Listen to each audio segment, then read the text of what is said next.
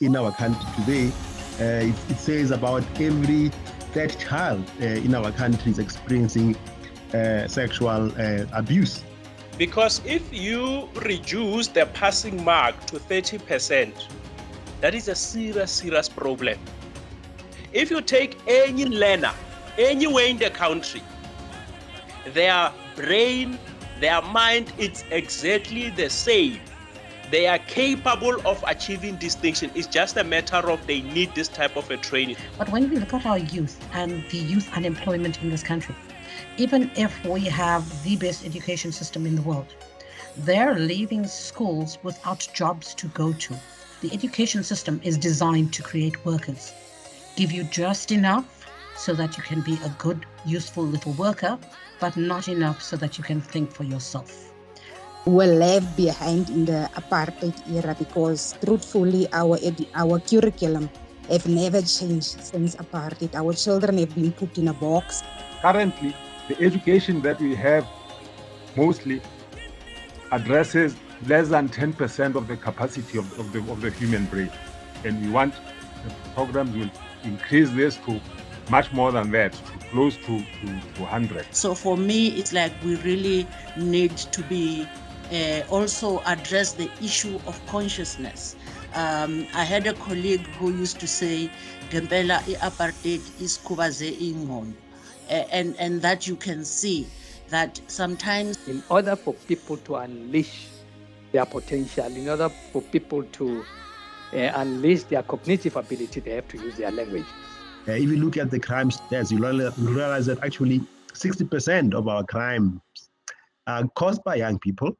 South Africa is a very rich country, and we can therefore not afford to have many people in our country going to bed without food.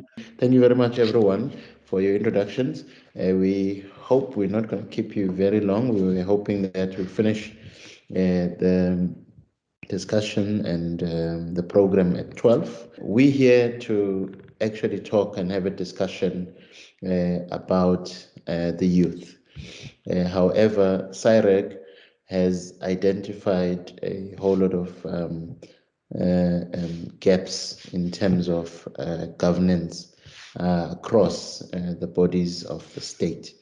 But we have actually targeted this particular day, this historical day, to also make our own history as CIREC, as we commemorate the youth of 1976. I'd like to also say that the great news is CIREC is actually here. CIREC is here to offer solutions. CIREC is here with the stewardship that I think the students will find comfort in. So we have a team of professionals that are leading this institution, led by a sterling leader himself, Advocate Tiriso Tipanyane, whom most of us will know. He's been doing a sterling job in his former post, being a CEO and a champion of human rights at the South African Commission of Human Rights. He has done so many great things for our people in that position, but his experience spans across a whole lot of things. You know, he has been a lecturer internationally in prestigious universities. He has run a radio station, advocating, for the great things. He has been a practicing advocate for many years. So we are very proud to have him as the leader and the chairperson of the organization. We know he's done great things to institutions, and we believe that he is going to take this institution to great levels globally. So I will introduce Advocate TT, Advocate Tiriso Tipanyane. Good morning, sir. All these problems that you are having, that we've just highlighted, I think they're going to also be emphasized by the video later on. Where do we go, sir? What do we do? Where do we start to try and deal with the root cause of these things? Okay. Thank you, Sandile. I hope I'm audible.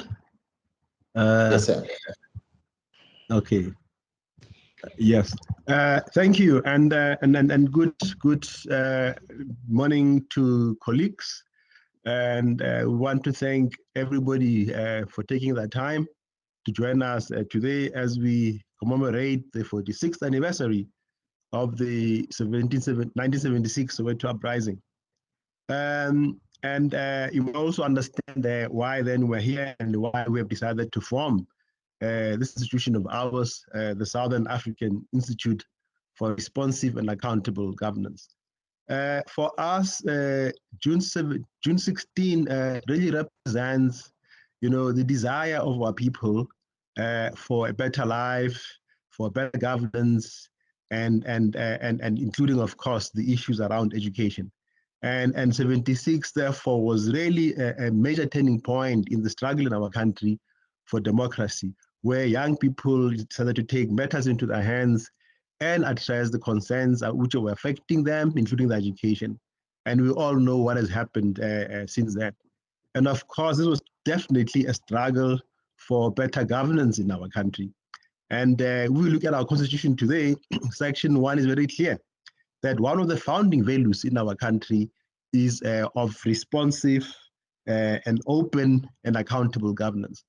However, when we reflect today where we are and where the youth are in our country today, is actually quite a sad state of affairs. I mean, as we speak now, we have almost 63% of our youth in our country being unemployed. We have about 34% of children who are experiencing sexual abuse in our country today.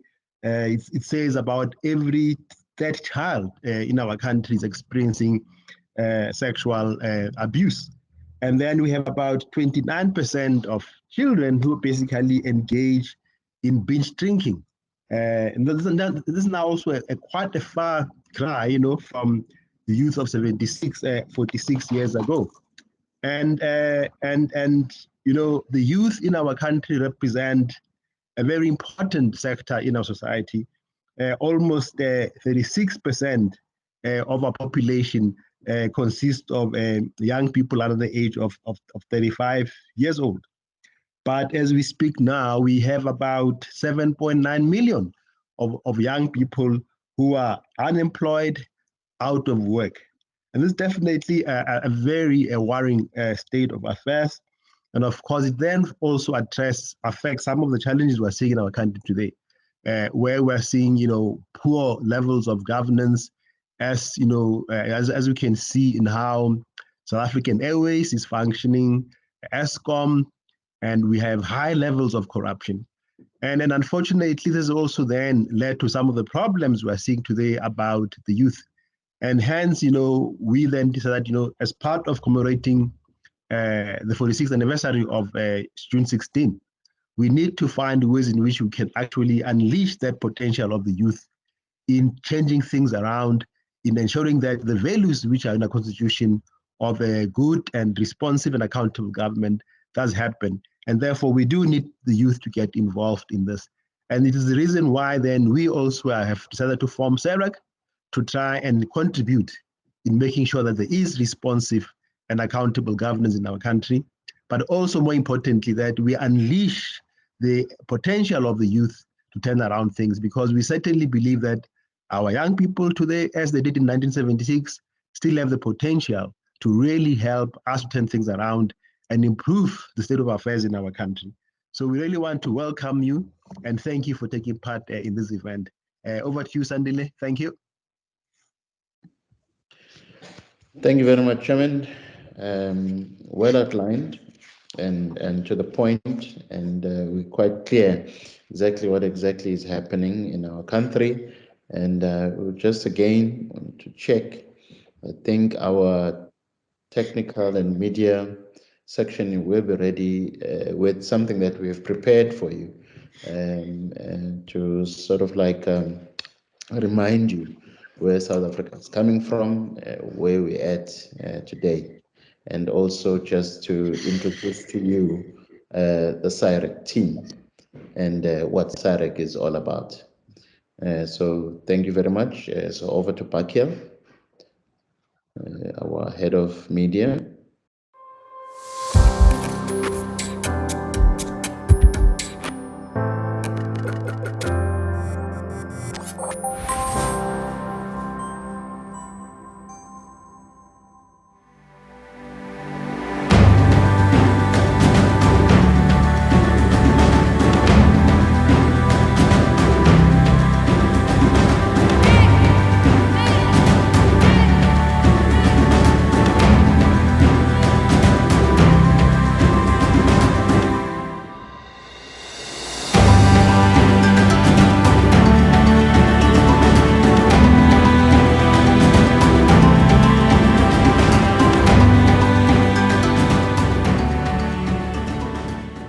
Apartheid, a degrading social construct that saw millions of South Africans living in abject poverty, injustice, and oppression, was finally abolished in 1994 after much deliberation and struggle.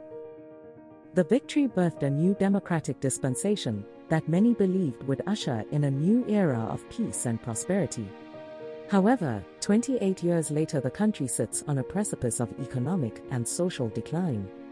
The country is mired in a political, social, and economic crisis that has left many trapped in the dark abyss of uncertainty. The greatest casualty of the crisis is the youth, who have been left to fend for themselves, and are now at the mercy of a state entangled in a web of governance issues, stained with rhetoric discourse that has failed to address basic human rights. Whilst the youth may be fixated upon the socio-economic challenges, it becomes imperative that history becomes a beacon of hope even for the most seemingly defeated. It is from history where wisdom is extracted by those who are left behind to create lasting legacies. What can we deduce from the June 16th holiday? In 1976, a group of courageous youth rose and demanded justice from the then state, consequently bringing into light the atrocities of the apartheid government. On the day, countless tragedies took place, including the loss of life on the streets. Despite the obvious dangers of challenging the state, the youth of that season were determined and courageous enough to do whatever it took to challenge the status quo. The lives of the youth who participated in the events leading to the 16th of June events were not same again. The price was high. A price that shook the world to its moral foundations, where once again the world stopped and paid attention to the atrocities taking place in South Africa.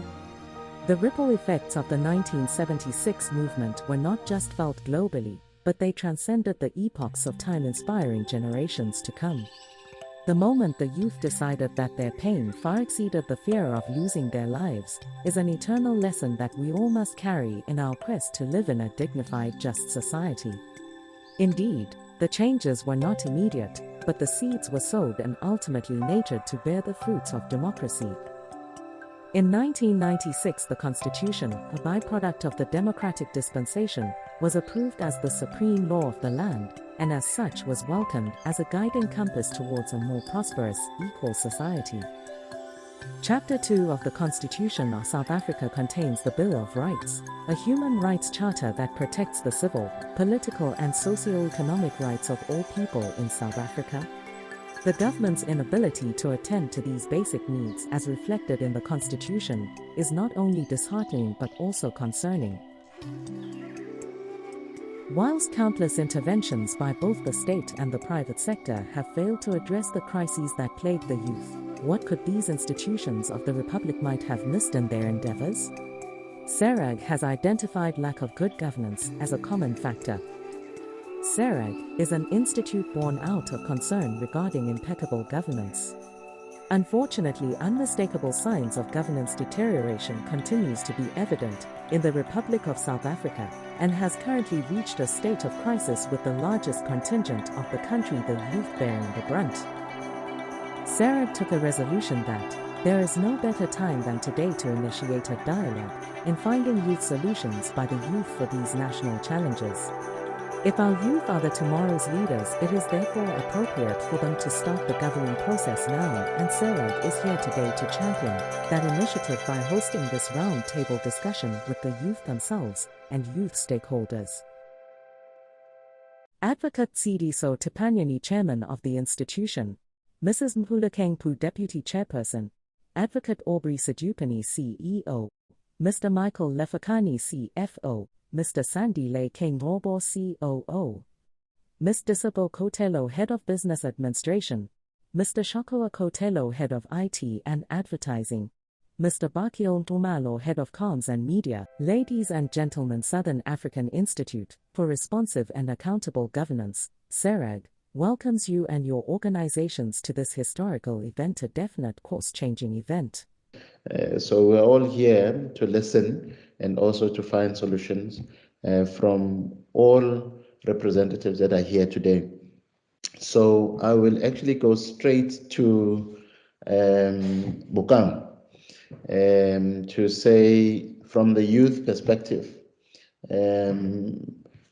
or anyone from the youth who is here today, what is your take on what is happening out there based on the video that you've seen, about the background, where we're coming from,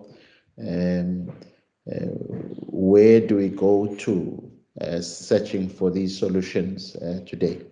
So it can either be Bokang or Karabelo who are here representing the youth. Thank you very much, Chair. I was hoping you're going to start with Karavelo and say, yeah. But since you have already put me on the spot, I think for me, well, even saying that I represent the youth or I speak for the youth, it's something that is worth challenging, because if you look at our situation, well, where I'm born, you are only a young person until you are 25. After 25, you have your own set of sins, your piece of heaven and a piece of earth. So you are now a full adult. I have seen the video that has been indicated. I'm sure even on my side, I was struggling on some areas. I think maybe it's because of my data speed. But what I have gathered out, there are problems in my personal view as Bokang. I think our problem starts even far way before apartheid as a system. I think colonialism as well, it has been changing faces and chances throughout time. It might have been changing names even today, still existing in other names. Even if you look at situation like what we have as the youth, although we think we're individual country independent to ourselves, when some few countries over the sea there in Europe start fighting, we start suffering this side. We have to be able to do a lot of things. We're struggling with prices of everything. Already we were suffering as the people where South Africa is one of the most unequal countries in the world. We're already there before all this COVID happening, all before this unemployment and all these other things happening. But now with the introduction of that, all things started to sort of go into the deterioration side. If you look at the issues of unemployment, according to the stats, it's from about 60 something, but if you go down on the street, you realize that this number might be underspent, because if you go to Northwest where I'm born, in the rural Mamusa, you will realize that majority of the youth is not working. There is no one solution that can solve all these problems. There are too many. Yes. And if we're going to figure out the root causes, there are so many root causes. Yes. Like, for instance, if you can see some of the root causes are reactive. If you have unemployed youth, you'll have high crime. You will have all of those sort of things and abuse. But for me, the solution that can do very well, we understand that the education system can be a quite improvement. However, I think the re-looking at the situation where we are going to readjust education system to be looking at Southern African problems is one of the first things. Because what it appears for me now, it looks like the education system is focusing on creating employees and somebody for some other system to be able to set up. We need to change that sort of mentality and train entrepreneurs, and the government must find ways of letting youth solve their own problems. Okay. Thank you, Jay. So I won't be as long. So yes, the thing with the youth of 76, they had a clear goal, to fight against oppression, to get an education. The youth today doesn't have a clear goal, and that can stem from also our leadership because they're not investing in the youth as they should be. So we as educated professionals or skilled can go back to the youth and start things like mentorship programs, just reaching back in the community in our own capacity. And it doesn't always have to be money based. So you can start pushing them to sports, pushing them to, extra tutorials outside of school because our government is not doing enough. So yes, so we could pick communities and go into communities and do more or do a bit, whatever we can, mentorship, guidance, because some of these kids, their parents are not able to guide them. The platform is yours, sir. Do we have any offerings from practice in terms of solutions with regards to the problems we've seen? Thank you, our Honorable Chair.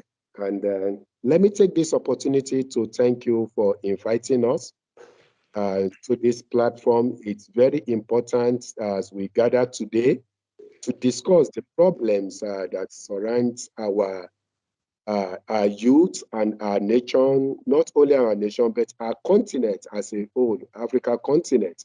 And before I proceed, I want to take this opportunity also to thank the chair of your organization. He has been a very good father of mine. We are very close, Advocate Tibayani. We speak every day. He's my mentor, he's my father. So I want to thank him for inviting me as well.